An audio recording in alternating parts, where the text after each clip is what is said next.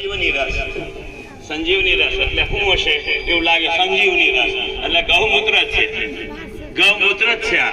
પણ તમને બધાને કોઈને એમ કે પીવો, સમજાય છે ને, તો આમ વાહે લઈ જાય ગળો ખાઈ જાય ઘા કરી દે, સમજાય છે ને. છેડાને અડવા દેતા નથી.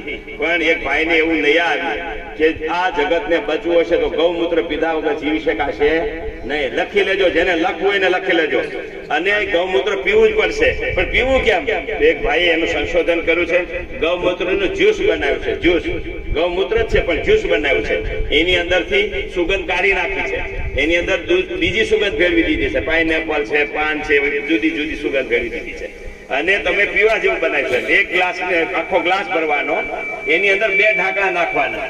શરૂઆતમાં એવું લાગે ઓછું ફાવે છે તો 1 ઢાંકણું નાખવાનું, પણ એ પીવો તમે અને આમ શરબત જેવું થઈ જાય. તમને ખરું ખુશ થઈ જાય, એટલું સરસ. એક રોગ મટાડે.